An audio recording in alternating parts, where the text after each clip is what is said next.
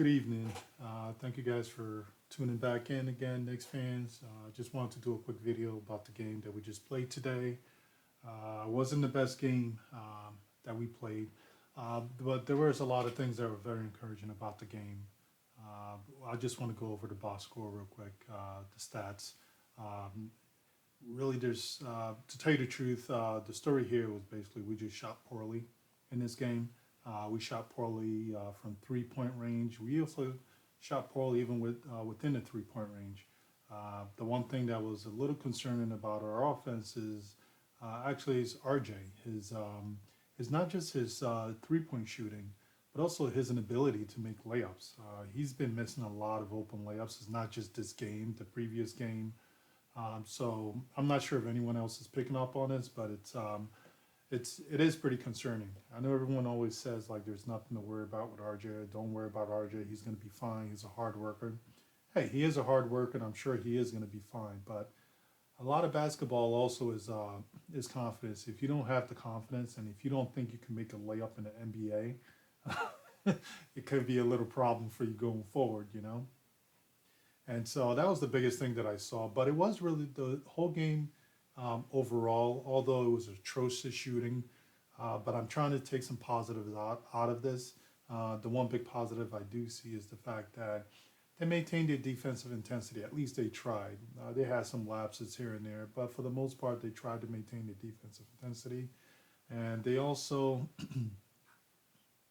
um, they also they also display some discipline on offense. Actually, not some. They did display a lot of discipline on the offense. They still ran their plays, try to go through their plays and try to find an open man. And they did find an open man a lot of times. It's just the shots just didn't drop. And so we are shorthanded. So we are missing like a lot of players, especially a lot of shooters too. So we're missing Emmanuel quickly. He's one shooter that we have. We're missing Obi Toppin, who's a decent shooter as well. We're also missing Alex Burks, who's one of our, who's also a shooter. He's also a very good dependable shooter. And we also missing Frank Ntilikina. Now Frank Ntilikina, he is a good 3 point shooter, although the percentage doesn't really just suggest it at the moment. At least not last year's percentage doesn't suggest that he's a good 3 point shooter, but Frank Ntilikina is a decent 3 point shooter, and so and we were missing him as well. But let's look at the box score here. We attempted 89 shots, and we only made 32 shots, and so we shot 32% from the field.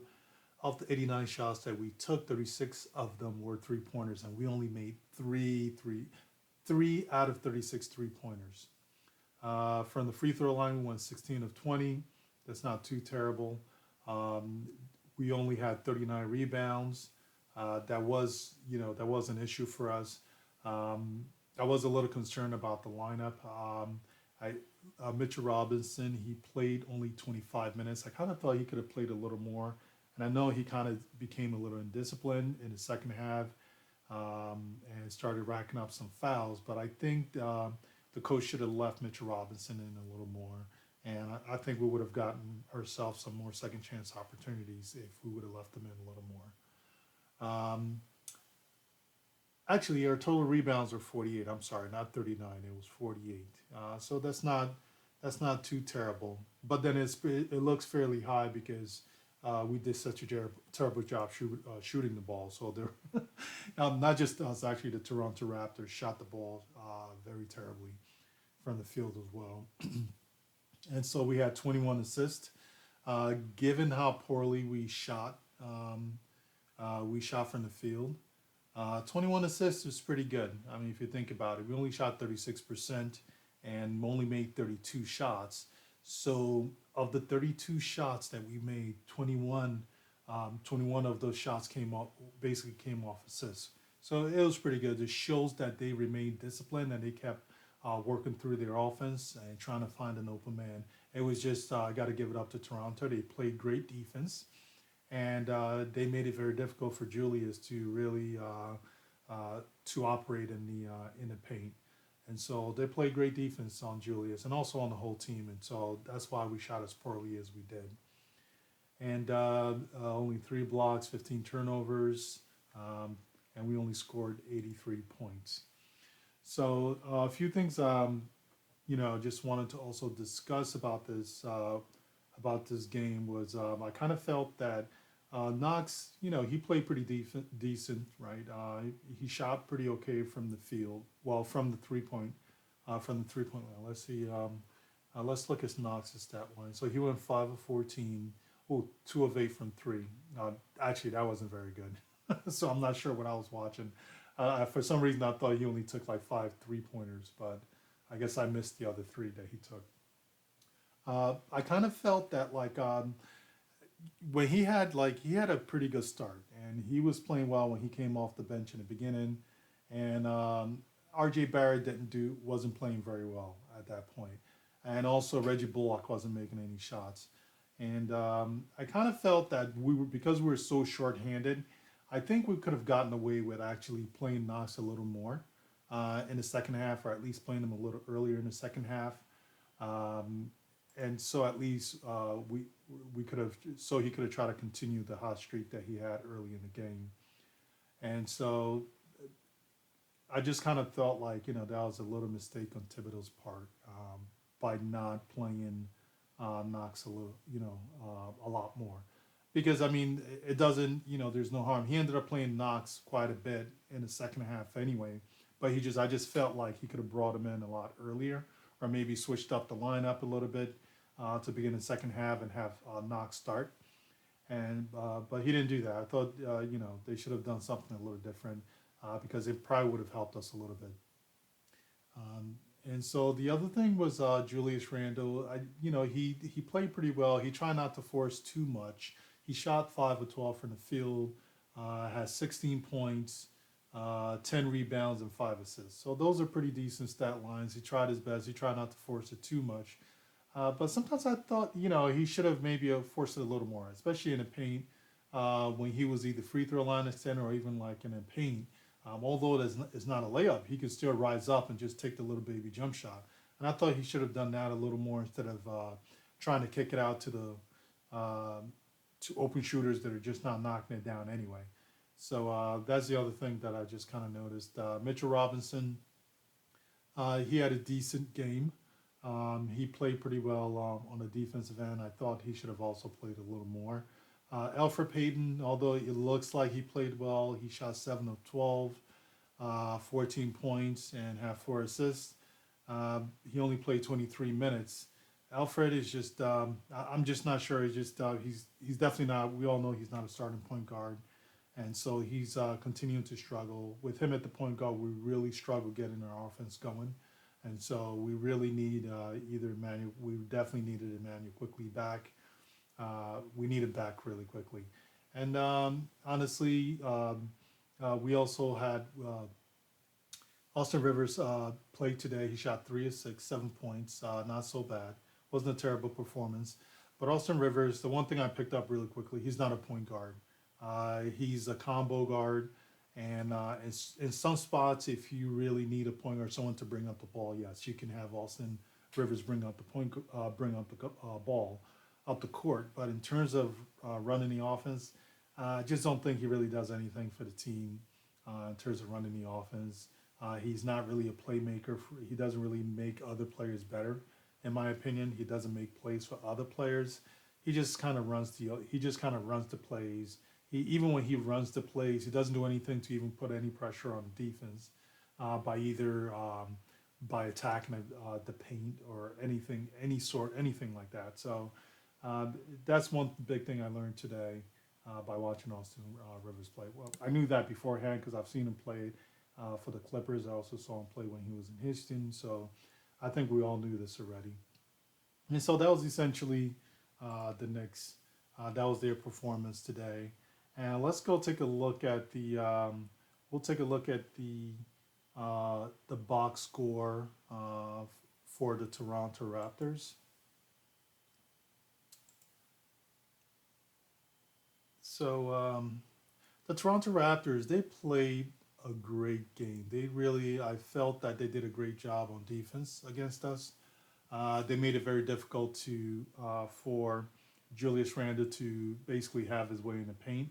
And some of their players really stepped up. They've been struggling, but they knew they had to win this game, so they really stepped up big time. And of course, they were really led by they were led by Kyle Lowry. He kind of held them up in the beginning. He kind of started things off with them. Him and Norman Powell. Norman Powell had a couple of big threes early. Kyle Lowry had some big threes early as well to kind of help keep his team in it. And then essentially in the second half, Fred VanVleet essentially took over and really got involved and put his imprint on the game. And so the Toronto Raptors, they were a little more disciplined. It looks like they were a little more disciplined than the Knicks were. Actually, no, the Knicks were more disciplined on offense, in my opinion. The Toronto Raptors, they shot less. They took 83 shots, made 34. The biggest difference was the Toronto Raptors hit 17 threes, and the Knicks only hit 3. The Knicks attempted 36. Toronto attempted 52 threes. So more than half of Toronto's field goals are three-point shots. And so it's really amazing to watch how they play and how they lean on the three-point shot the way they do. And they shot 32.7% from 3. And if you actually think about it, if you shoot 32.7%, the effective, I'm not sure if it's effective field goal for that, if that's the correct term, but I think that's what it is. It's really something like, that's actually really close to like 50%. So it's not bad. 32%. It's not, believe it or not, it's not terrible, because is essentially, if you shoot 33% from 3, that's equivalent to someone basically shooting 50% from the 2-point line, essentially. And that's because it's a 3-point shot, right? And so it's really interesting to see how their offense operate. They did a great job on defense. And kind of want to keep the video pretty short. Don't want to get too much into the Toronto Raptors and their players and what they did. It's just they essentially played pretty good defense. The Knicks were missing a lot of players that could help them on offense, but they made it very difficult for the Toronto Raptors made it very difficult for the players that were out there on the Knicks side. And so it was a great game by the Toronto Raptors. The Knicks, I'm still very encouraged by what I see in terms of the defense that they played. And they also stayed disciplined on offense. And so that's what I'm taking away from this game. Those are the two positives I take away from the game. The only thing I'm going to restate again that I'm concerned about is really R.J. Barrett. It's not just his shooting from the outside, but the fact that he misses layups. He can't even hit baby jump shots either in the paint. So that is something that's very concerning. He's been putting a lot of work in. So if he's putting a lot of work in and he can't make layups and he can't make baby jump shots in the paint, I'm not sure what it means. Just hopefully it's not an overreaction. I hope it's just bad. He just kind of like bad mojo and he just turns it around and it basically, we all pretend that it never happened. But that's the only thing that's of concern. The Knicks are going to get their players back, and I think this team is going to keep, is going to get rolling pretty soon once all the players come back. All right, guys, thanks again for watching. Please give me a thumbs up. Please subscribe if you can. I really appreciate you guys checking me out, and hope you guys check me out again soon. You guys have a happy New Year. I'm going to go celebrate with my family the next hour and a half or so. You guys should really do the same. 2020 was a rough year. It's over. 2021 is coming. And so hopefully 2021 is going to be much better than 2020. It's got to be much better. So I'm going to be, stay positive about it. Everyone stay positive, stay safe, enjoy your families. Have a good night.